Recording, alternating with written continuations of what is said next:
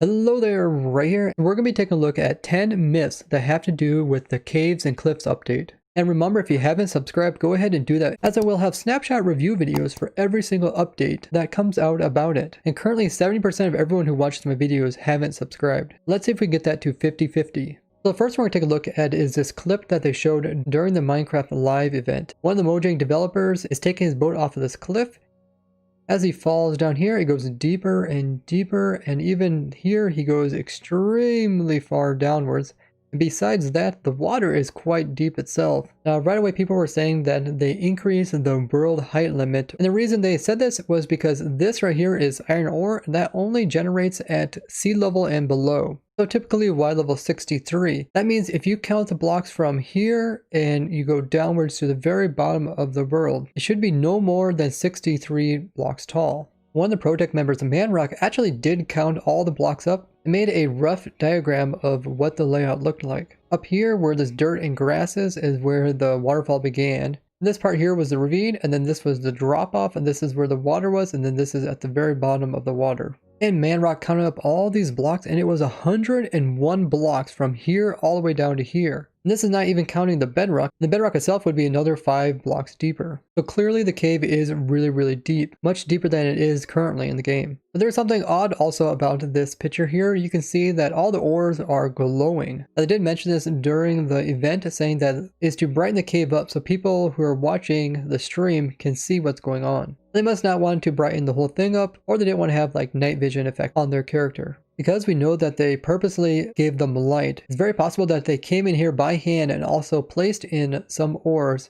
We notice this piece here is the only iron ore that is this high up. Coal ore can generate as high as 119 Y level. So that's not a very good indication of how deep this is. But if we continue to look later in the clip, we can see that there is some redstone ore right here way up in the ceiling. And redstone ore typically generates between 1 and 15 Y level. But this redstone ore is clearly 15 blocks higher than the lowest block down here. So either they manipulated the ore generation heights, or they planted this ore in by hand. Before they came out announcing this update, I did make a prediction video, and one of the things I predicted is that they would raise the world limit or increase it by lowering the bottom of the world. But even if that was the case, there is clearly something not quite right about this. If we take a closer look at this first clip here, you can see that there is a lot of grass and there's this overhang here, which appears to be kind of a ravine cutting into it. So first off, you see this grass means it is at the surface. It's not one of their like lush caves. So when I seen this clip, I knew they altered the generation of not only the caves, but also the surface of their testing world. And sure enough, they recently came out with this video here, kind of showing the full clip of what was going on with their world. And during this clip, they are playing some custom music, which we might see in the game. But you can also see it says Cave Gen Prototype. So this is like a prototype. So here they come to one of the caves, and we can already see the terrain around it is something more typical of that of amplified world than a normal vanilla world.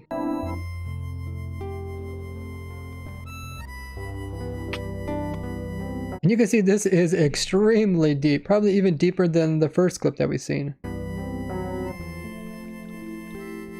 And here you can see they even put a disclaimer saying that this is a cave generation prototype. Everything you see is tentative, which just means it's not set in stone.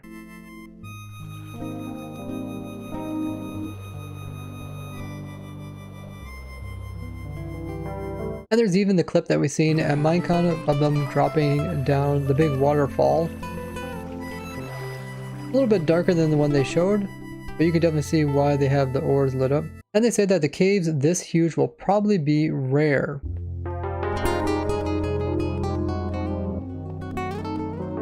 There's also a remark that no biomes or mobs are in this demo, only the cave generation they're looking at. So that could mean the biomes that we've seen kind of at the top of the surface might all be the same, or maybe they're going to add different biomes to the caves themselves, kind of like we've seen with like the luscious caves and the dripstone caves.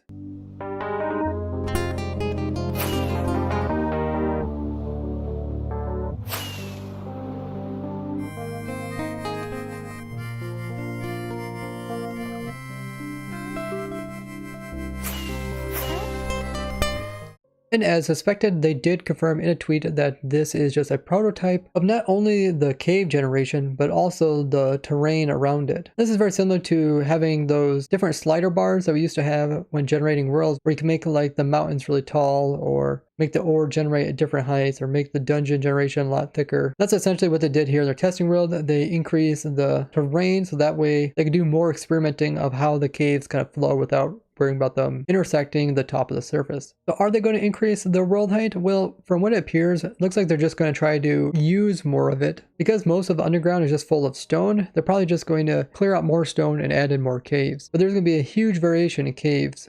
This goes right into the next point, which has to do with the mountain generation. Now, during the live stream, they only showed this one image of what the new mountains might look like. Now, this could be a totally new biome, but most likely it will just take over what we know as the extreme hills or the mountain biome. A couple of you guys point out over here on the left-hand side that appear to be some stairs cut into the mountains. Now, what that looks like to me is more of just some poor world generation, kind of like what you see over here, as this is most likely a early prototype. And we get a little more information in the same video that Henrik released about the cave generation. Confirms people's suspicions that they thought the very deep caves were having to be associated with the big mountains, but instead it just has to do with the changing of the world generation that they did. And this disclaimer down here says that placeholder mountains, they won't look like this. And you can see that the terrain is very scaled up quite a bit.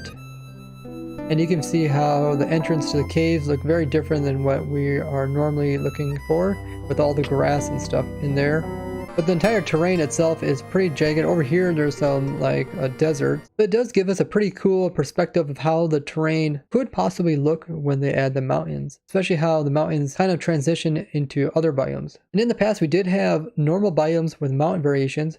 They now kind of call those just hill variations, but maybe they'll bring those back and we'll see pretty much every single biome have their own kind of mountain variation of them, or at least some very scaled up terrain like we see here. But even this terrain is different than like you would see in Amplified, which is more straight up, straight down kind of stuff, where this is more like rolly. So the next one we're going to take a look at is bundles. And a common thing that I see people saying is that you can take this bundle and put it like in your shulker box, and then take that shulker box, put it in a bundle, and then just keep doing this for like an infinitely deep storage system. This is not how bundles work at all. Now, if you watch this little clip here, you can see the bundles are just for early game use. They're not for end game. And when they hover over top these other bundles, you can see like this one here is considered completely full because of the bulk shape it has and doesn't have that little progress bar on it. And if we count up the items inside of it, that is 16 ender pearls. So that answers another question you guys had, saying, oh, can I put like my pickaxes inside of here? I want to put like 64 pickaxes inside of here, or I want to put like 4 stacks of ender pearls in there. No, you cannot. So what it does is it only allows stackables to go inside of it. So you can't have any pickaxes, you can't put shulker boxes inside of it, but for things that stack to 16, 16 is considered like a full stack. So by putting 16 pearls into this bundle here, it's completely full. You can't put like 4 stacks of those, and you can't put like anything else besides that, because that completely filled it up. And if you watch them hover over top of some other stuff, in this bundle here, you can see that you can put a variations of stuff in there. There's a lot of different types of blocks in there, but we can also see snowballs and eggs. Both of those only stack up to 16. So you can put different stack sizes together, but if we count up all the normal stackable items in the background here, there's around 48 of them. And once again, we can tell that this bundle is completely full, and the number of items that stack to 16 are the snowballs here and the eggs. So there's 4 of those, meaning that each of these items actually count as 4 normal items. So instead of just being 4 items, the bundle sees it as being 16 items. And since we know this bundle is full with a worth of 64 items, if we take the 48 items in the background and minus that from 64, we are left with 16, which is the exact amount of what the bundle considers the size of these eggs and snowballs. So you can't hold any more than what you normally can hold in your inventory. The whole idea behind the bundle is to carry a lot of variety all in one slot. And the bundle isn't going to fix all the inventory management problems. The developers pointed out 3 main problems that are associated with inventory management, and that is moving stuff around in your hotbar. Second being having a lot of materials on you to do really big builds, and that's where the shulker boxes kind of come in, but they're pretty clumsy if you're going to use them repetitively. And the third problem is just getting a lot of random items in your inventory that all have small stacks but take up entire inventory slots all on their own. And that is exactly what the bundle is for.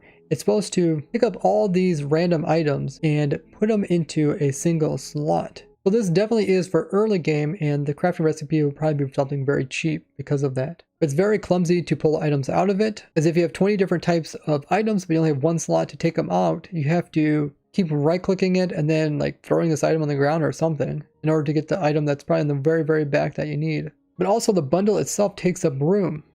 So the next myth I see is that people think that 1.17 snapshots are going to start coming out pretty soon, or that 1.17 will come out around Christmas like they usually release their second updates of the year. But Adrent actually tweeted this out, saying that 1.17 snapshots won't even come out until they first release 1.16.4, so a new version for 1.16. That will contain a small update that just has to do with some bug fixes and won't actually show any new 1.17 features. Now, things that they will be fixing in this one, like I said, are some minor bugs that I actually talked about in the 1.16.3 snapshot. There's also a bug that one of the Spigot developers noticed and they're going to fix too. That's kind of why 1.17 is taking so long, is because they are still kind of working on 1.16. 16 had quite a few kind of bug issues, so some of the team still was working on fixing those up. The other part why 1.17 is taking so long is because they mentioned in the live stream that they want to do a really good job at this cave update, so they're going to give themselves a lot more time to work on it. So instead of being released around Christmas time, they're thinking more of the summer of 2021. Now that's actually a good thing because the cave is such a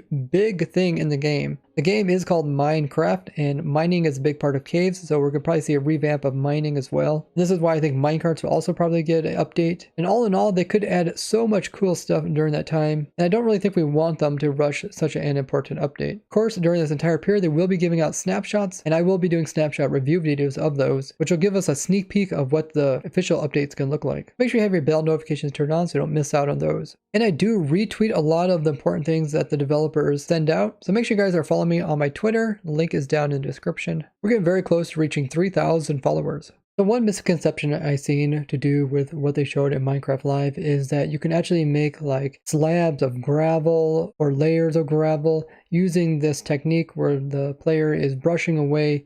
This is part of the archaeology excavation sites. And one of the Mojang developers actually confirmed that it's not actually you removing layers of the block. This is just an animation. Similar to when you're breaking a block, it creates those cracks on the block. That is just an animation. As soon as you stop, the animation will be removed. And once again, you will have like a normal looking block. This is just some visual that when you're right clicking it, it's changing it, making it look like it's getting shorter. But indeed it's actually a full block till you completely remove it. So we're not going to get no like dirt slabs or gravel slabs or anything like that. Now another myth I've seen to do with the caves, this is actually the new mob, the Warden, and the darkness that was kind of showing up during the clip. Now one of the devs, King B-Dogs, goes into more detail about this, saying this mechanic is used to kind of warn the player that the Warden is coming. The screen will kind of get very dark and it almost appears like the lights are going out. There's definitely kind of a theme of like sucking the light away, and the Warden coming from a very deep and dark layer. Now, some people thought this was like an after effect that they put onto the video before showing it, but this is actually a thing that will happen to players. They do confirm that it is a player-based effect, meaning that it only affects the player's vision. It'll be interesting to see like what happens if you're playing like in third-person mode. But during the clip, we didn't actually see any like tangible potion effect applied to the player. So it uses some kind of new mechanic. And you can see this in the video when the whole screen kind of gets very dark when the Warden gets nearby.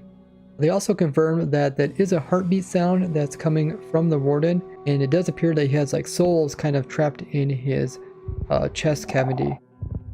So here you can see his kind of chest cavity and how it's kind of dark right now, but once in a while it lights up. It's kind of like the heartbeat's getting faster and faster as it's getting closer to the player. And it does appear that there's like these blue souls inside of it.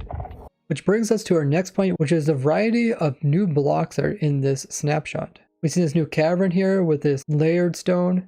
We also see a new skulk growth, as well as what it looks like when it jumps onto other blocks. Quite a few new blocks here, including some ones that haven't really been named, but these greenish square ones, a lot of you guys thought were moss blocks. And then there is also kind of a carpet thin variation of these, which could be a moss layer. There's these new leaf blocks that have flowers. And in the dripstone caves, besides showing like the stalagmites and stalactites, there's also these blocks here, which seem kind of like pieces of a very big stalagmite. And up here, you can kind of see a little bit better image of it. Besides those obvious blocks, there's also some kind of more hidden ones or harder to notice, like this one here. This block here in the floor looks kind of like clay. Here I'm in survival and you can kind of see what clay looks like. So it looks sort of like it, but it also looks much smoother. Definitely could be a new type of block that is on the bottom of these underwater ravines or water holes. And here you can see a pretty close up look at it, and doesn't look like the texture of clay at all. Looks kind of like some kind of sand sediment. You can also see like the mossy blocks down here. And there's other parts in the video where it's kind of hard to tell if it's clay or if it's a new type of block. In my last video, some of you guys thought I presented the axolotl as being a fictitious animal when I refer to them as a salamander-like animal. I've always been aware that they are a real animal, but they are a type of salamander, and some people might not recognize this weird name, so that's why I mentioned that they're like a salamander. Now another one that kind of escaped the view is not this very cool looking gem here or this gem-like block, but the surrounding block that kind of encases this whole thing. As when you find geodes in real life, they're kind of like plain on the outside, but then they're very pretty on the inside. And this block that encases them kind of also looks similar to that sediment block.